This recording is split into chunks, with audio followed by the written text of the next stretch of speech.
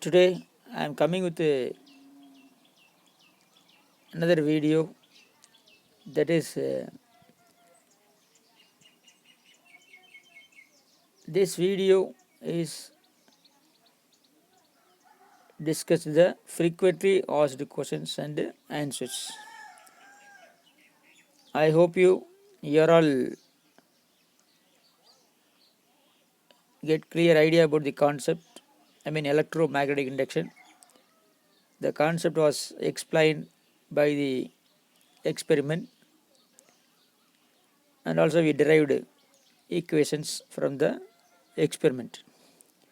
But here I am going to explain how to answer the question. See, in the lesson electromagnetic induction, what are the possible questions asked from the CBSE board? You can see the question and the answer. Here I am going to explain the answer for the question. See, the first question, you know, you are all familiar the law of electromagnetic induction. I discussed this electromagnetic induction in the past videos, right? See, question is state Faraday's law of electromagnetic induction. Let's answer for that one. We know that whenever there is a change in magnetic flux linked with the circuit, an EMF is induced in the circuit. The induced EMF lasts so long as the change in magnetic flux continues. And second one, how much of EMF induced? That is given by second law of electromagnetic induction. That is what is it? The magnitude of induced EMF in a circuit is equal to time rate of change of magnetic flux linked with the circuit. That is given by equation E equal to minus N d phi by dt. That is nothing but minus N into phi 2 minus phi 1 by t. Phi 2 minus phi 1 is nothing but change in magnetic flux. The same way, second one question, predict the polarity of the capacitor in the situation described below. You can see the diagram. The bar magnet, north pole facing rightward direction, the bar magnet south pole facing leftward direction. So what is the polarity of A and B? Here you see in the north pole facing rightward, so the A should be positive. The same way the south pole facing leftward, that is B should be negative. This is a way we can identify the polarity. Next one, the bar magnet is moved in the direction indicated by the arrow between the two coils PQ and CD. See, the bar magnet move in a rightward direction. So what about the direction of induced current? In the case of PQ, the bar magnet move rightward direction. So what happened? If the magnet move towards the coil, that means current flows, induced current should flow in the anti-clockwise direction. So the induced current should go in the direction of Q to P. Am I right? In the same way, second diagram, the magnet move rightward direction. That means magnet move towards the coil. That is, what is the concept? Wherever the coil move towards the magnet, that is the induced current should be in anti-clockwise direction. So the second diagram, the current, induced current flows in the direction of D to C through the ammeter. The same way you can see another one, the electric current flowing in a wire in the direction from B to A is decreasing. Find out the direction of induced current in the metallic loop kept above the wire as shown in the diagram. See, the current flows from B to A. B to A. So what about the induced current in the loop? That is in clockwise. Am I right? See, leftward means the current flows in the wire is leftward, so that should be in clockwise direction. In the same way, you can see another one diagram. A conducting loop is held above the current carrying wire PQ as shown in the figure. Depict that direction of current induced in the loop when the current in the wire PQ is constantly increasing. See, here the current flows from P to Q. So what about the direction? That should be a clockwise direction. The next one, the conducting loop is held below the current loop. Suppose you keep the current loop below the wire PQ as shown in the diagram. So predict the direction of induced current. See, above the wire is nothing but that is a clockwise. So if you keep the loop below the wire, very simple, that is opposite to first case. That means anti-clockwise direction. So induced current in anti-clockwise direction. See the next question. In 2017 they asked, both the two cases are asked in the same question. Am I right? Already you know that when the coil or loop is placed above the wire, that should be clockwise. Am I right? Below the wire, that is anti-clockwise. The same way they are asking, what is the direction of induced current in metal ring 1 and 2 when current I in the wire is increasing steadily? Same thing. And next one also I told you already, whenever the conductor move towards the magnet, what happened? Towards means the induced current should be in anti-clockwise direction. So same way here you see the question, the closed loop PQRS of wire is moved into a uniform magnetic field at right angle to the plane of the paper as shown in the diagram. So predict the direction of induced current in the loop.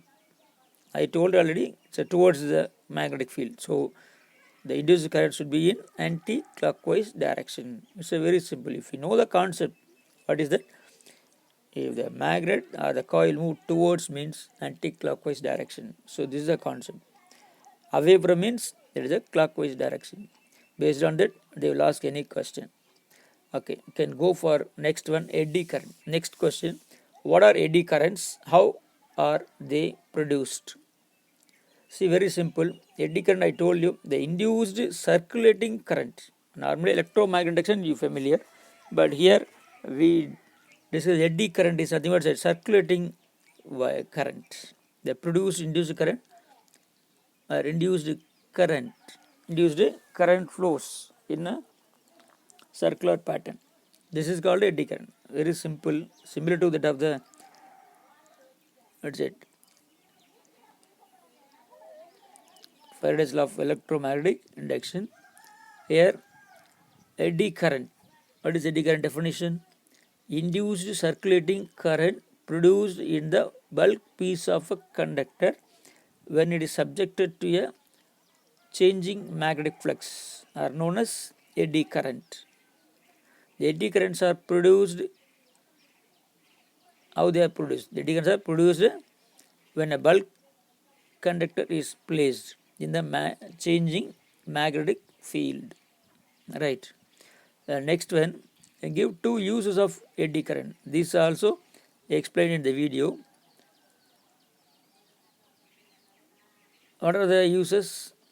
One is magnetic braking in electric trains.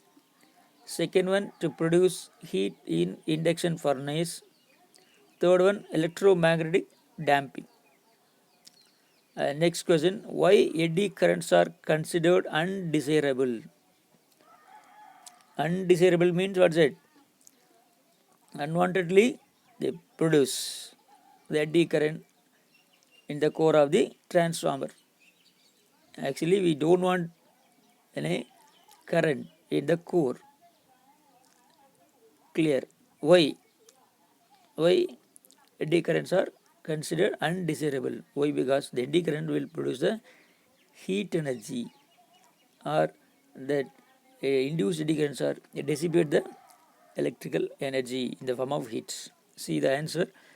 They heat up the metallic core and dissipate electrical energy in the form of heat. And second one, they always oppose the motion, so that we consider the eddy currents are undesirable. Next one, how are eddy currents minimized? Okay, we don't want eddy current, so how to minimize, how to reduce the eddy current, that is the question. See, I explained this also in the past video. One is using laminating iron core. I told you the laminated iron cores are used in the core of the laminated iron cores are used in the transformer.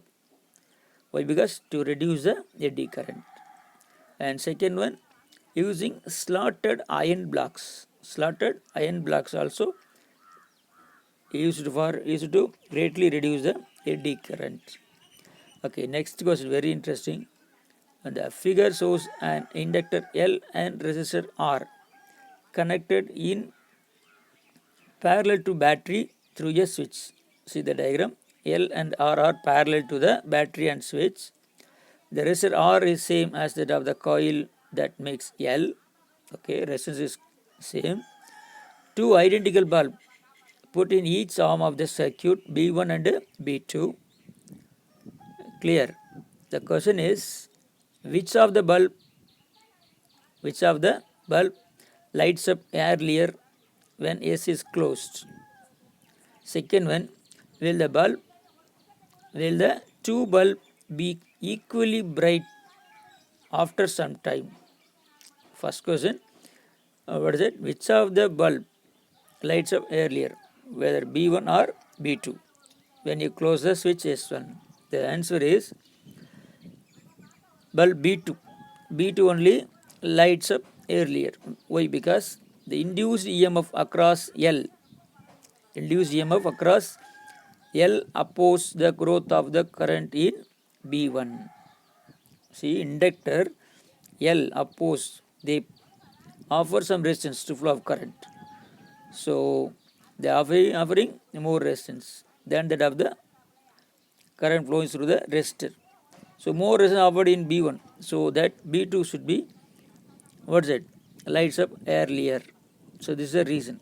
Induced EMF across L opposes the growth of current in B1. So B2 only lights up earlier than that of B1. Okay. Second one, will the two bulbs be equally bright after some time? Yes. Why? See, give a reason. What's the reason? Yes means two bulbs are get brighter after some time. After some time, both bulbs will be equally bright. Why? Because after some time, the current reached its maximum value in L. They reach the maximum value of current in L, and self-induction plays no role. Here, no self-induction are produced, so that both the bulbs are get brighter, clear, equally brighter. That is the thing, equally brighter. Two bulbs are get brighter, glows brighter, correct. Next one, what is mean by mutual induction? It's also interesting area. Mutual induction is nothing but, I told you already, whenever change in magnetic flux in one coil, an EMF induced in the neighboring coil. Same way, they gave the definition. When a changing current is passed through a coil, an EMF is induced in the neighboring coil due to the change in magnetic flux passing through it. The phenomenon is called mutual induction. Okay, next one, in 2009 and 2005 also they asked, in 15 also asked, define mutual inductance of the coil, write SI units. See, you know that definition. Mutual induction of two coil may be defined as the total magnetic flux linked with one coil when current flows through the other coil. What's a unit? Its SI unit is Henry. And next one question, what is motional electromagnetic, what is motional electromotive force? That is EMF. Electromotive force is nothing but EMF, motional EMF. Already I discussed this concept.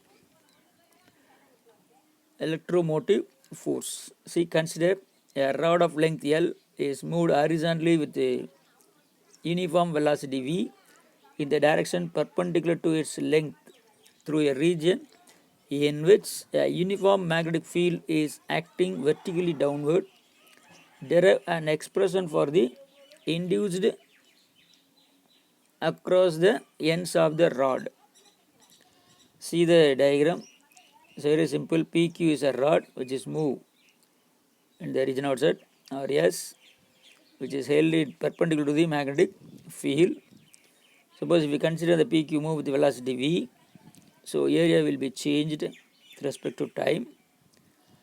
The length of the where that L, the breadth will be x. If you move means breadth only change.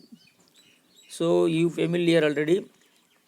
That's a motional EMF. The EMF induced across the ends of the conductor due to its motion in a magnetic field is called motional EMF. What's it? EMF induced across the ends of the conductor due to motion of the magnetic field is called motional EMF. So the expression for motional EMF, what is that? Already familiar. The flux enclosed with the loop PQRS is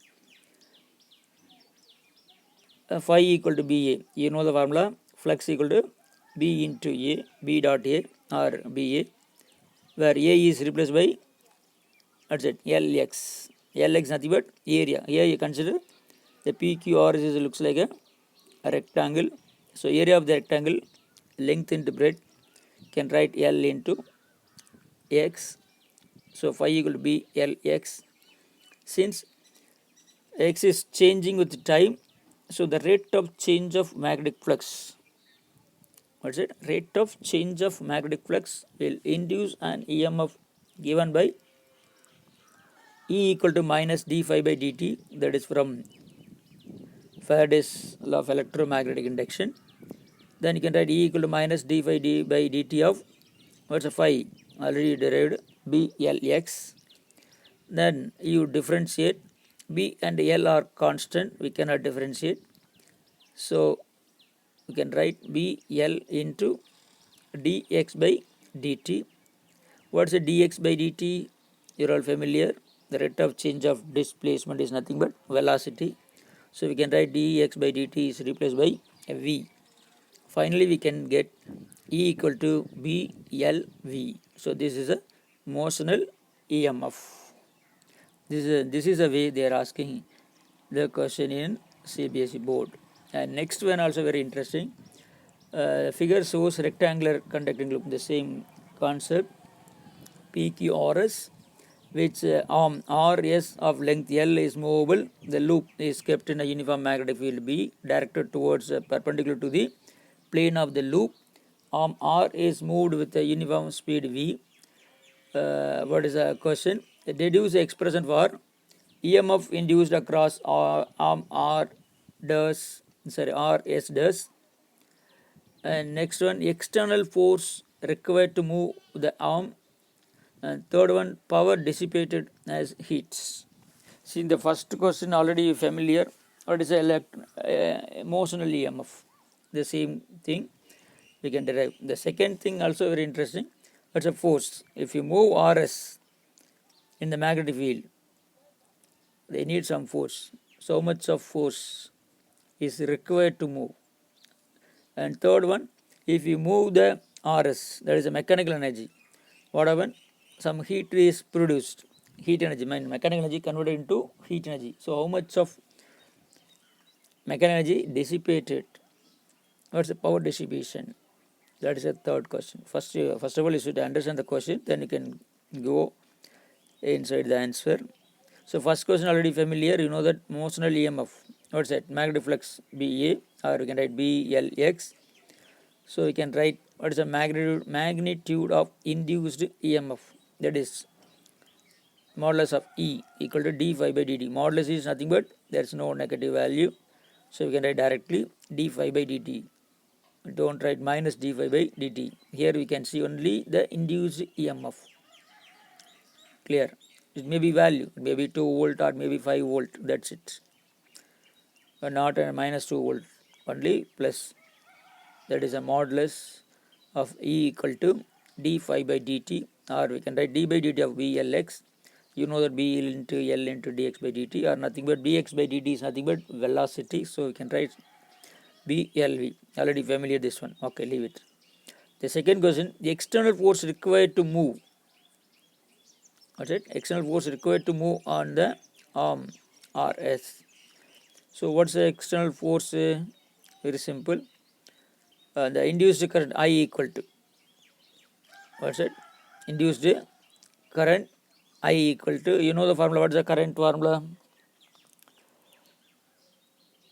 What's the current formula? I equal to V by R from Ohm's law. So here V is replaced by EMF. So E by R, E equal to you derived BLV by R. This is the current. Okay. What's the question? What's the external force required? See, I hope you are all familiar. When a current carrying conductor move in a magnetic field, that experience a force. So what is the force for the condition? F equal to BIL. Am I right? BIL. This is the equation for calculate the force experienced by a current carrying conductor in a magnetic field. So we can write F equal to BIL sine theta. Here the theta is 90 degree. So we can write B, already you derived BLV. Am I right? Sorry, B is here. I is derived also at BLV by R into L. There is no change in the length, so L into sine 90. Sine 90 1. So finally you can write what is B square L square V by R. So this is a equation used for calculate the force required to move the conductor RS in the field. Okay, third one, what is power dissipated as a heat? Power dissipation as a heat means, you can come to the another point, Joule's law of heating. See, what is Joule's law of heating? I square RT, power of heat produced in the conductor, that is P equal to I square RT. T is a second only, one at that second. So I square R. I already derived, that's it, BLV by R into R, that's all. So I square, nothing but BLV by R the whole square into R. So finally you can write B square L square V square by R. So this is the equation used for calculate the power dissipated as a heat. Okay. Next one, derive the expression for self-inductance of a long solenoid of cross-sectional area A, length L, and having n turns per unit length. This also I explained in the video. Anyway, one more time you can see what is the self-induction for solenoid. Very simple thing. Here the two thing is there. What are that? First one, you just derive the expression for the magnetic flux, and second thing, what's the magnetic flux according to the principle of self-induction. Then you compare the two equation, you can get self-induction of the solenoid. Clear? So anyway, first of all you see, let a current I flows through the long solenoid, magnetic field at its center. So B equal, we can write, so what is the magnetic induction at the center? That is mu naught N I. You know the formula, mu naught N I. Here small n is replaced by capital N by L. Number of turns per unit length, that is N I by L. Magnetic flux linked with each turn of the solenoid, that is phi equal to BA. You know the formula. So B already derived mu naught N I by L into A, or we can write mu naught N I A by L. This is a flux.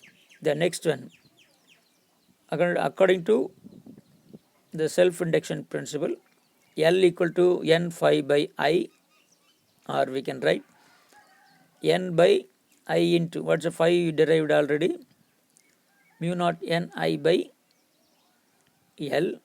So you can substitute the value of phi. Finally you can get mu naught N square A by L, or we can write mu naught N. Already you know that what is a N. N is nothing but small n into L. So N L the whole square into A by L. So finally we can write mu naught N square A L. If we fill the inside the solenoid with the material of relative permeability mu R, sometime they will ask the skill question, if you fill the coil with the relative permeability mu R. So what about the self-induction for the solenoid? That is given by L equal to mu naught into mu R N square AL, or we can write mu naught mu R N square A. Area is nothing but said pi R square, so you can write pi R square L. So this is the equation, self-induction for the long solenoid. The next one question also same thing, similar to that one, and derive an expression for the self-induction of a circular aired coil. Circular aired coil. So name the three factors on which the self-induction of the coil depends. Two questions is there. One is self-induction for the aired coil. Next one, what are the factors affect the self-induction of the coil? First one, you know that the magnetic field at the center of the circular coil, that is mu naught N I by 2R, and magnetic flux, what's that, phi equal to BA, you know that. So I can apply the B value. Finally you can get, what's that, mu naught N I by 2R into pi R square is nothing but 1 by 2 mu naught pi N I into R. Self-inductance of the coil L equal to N phi by I, or we can write N by I into 1 by 2 mu naught pi N I R. So we can write the equation of that L equal to 1 by 2 mu naught pi N square R. This is a self-induction of the circular aired coil. Okay, second one, what's the question? What are the factors depends on the coil? See the first one, number of turns in the coil. See that expression L equal to 1 by 2 mu naught pi N square R. So depends on N, right? N is in numerator. And second one, the area of the coil, area of the cross sectional area of the cross section of the coil, also one of the factor. And permeability mu naught, permeability of the core material, also one of the factor. Clear? So these are the three factors: number of turns of the coil, area of cross section of the coil, and the permeability of the core material. Okay, the next one can go for the mutual induction.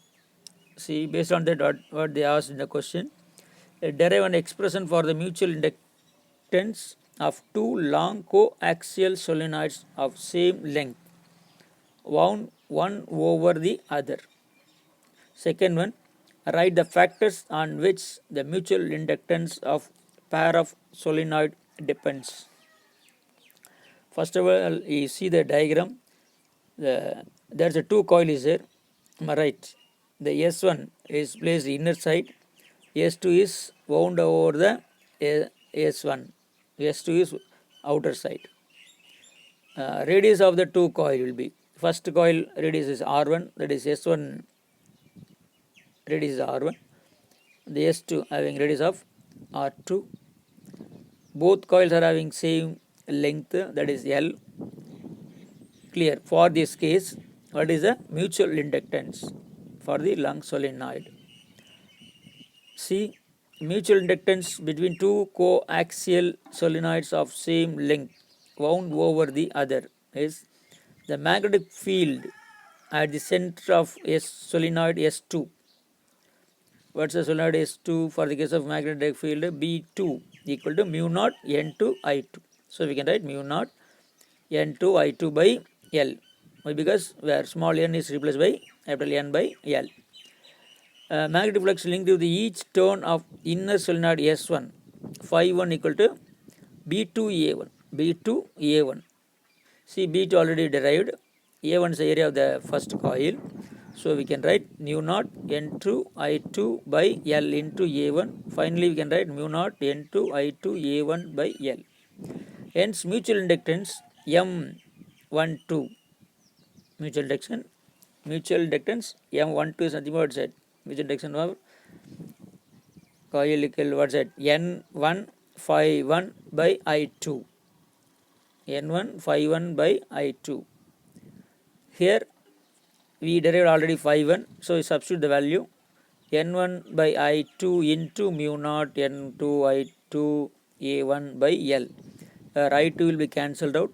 Finally, we can write mu naught N1 N2 A1 by L. Here we can write what is N. N is nothing but capital N equal to small n into L. So we can write N1 is nothing but small n1 L. N2 is nothing but N2 small L. So we can substitute. Finally, we can get mu naught N1 N2 R1 square into L. Similarly, the M21. See, for the case of M12 is nothing but what is the solenoid, what is the mutual induction in the first coil, inner side coil due to second coil. Suppose if you want to calculate mutual induction for the second coil with respect to first coil, that is M21. The same way, this equation is similar to that of the first case, mu naught N1 N2 R1 square L. So for the both case, the equation is common. Mutual induction for the long solenoid is nothing but what's that? Mu naught N1 N2 R1 square L. If a medium of relative permeability mu R is filled between the solenoid, then we can write M equal to mu naught mu R N1 N2 R1 square L. See, slight change. The mu naught is replaced by mu naught into mu R for the case of the medium of relative permeability mu R is filled inside the solenoid. Okay, this is the equation derived. What's the second question? What are the factors affect the mutual inductance of the solenoid? One is number of turns. You know that from the equation you can come to the conclusion. The number of turns is in numerator. The number of turns increases, mutual inductance also increases. That is a mutual inductance. Number of turns and separation between the two solenoids. And next one, relative orientation of the two solenoids. But the relative orientation is a position of the coil between the two coils, also one of the factor that will also affect. Clear. So finally, you can come to the another one question.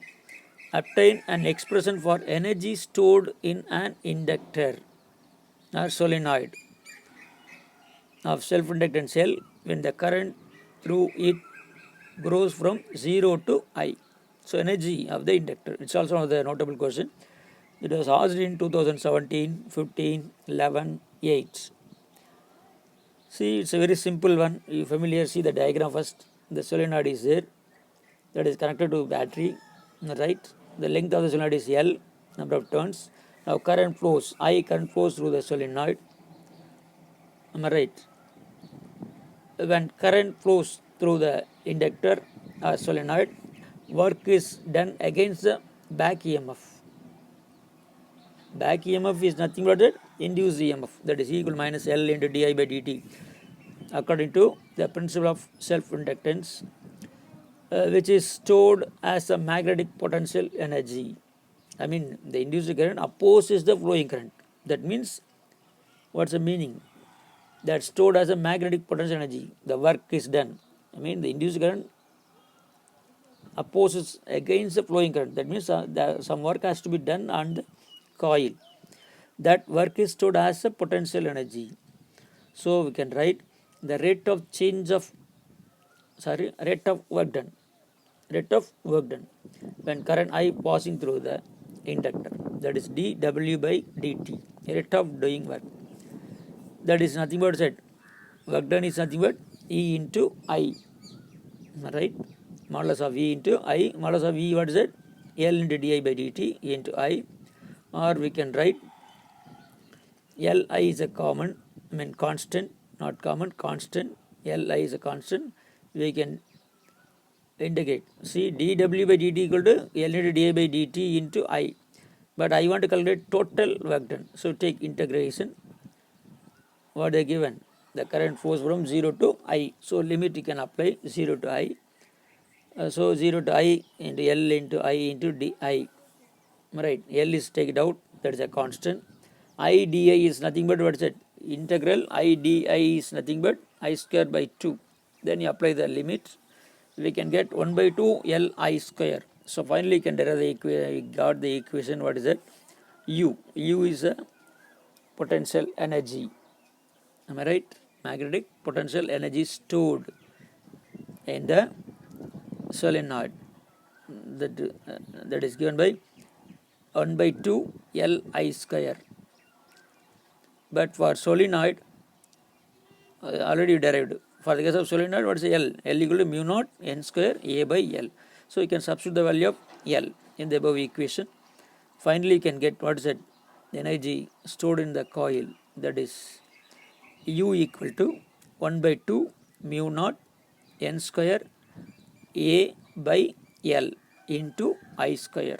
So this is the way we can derive the energy stored in the solenoid. Am I right? Thank you.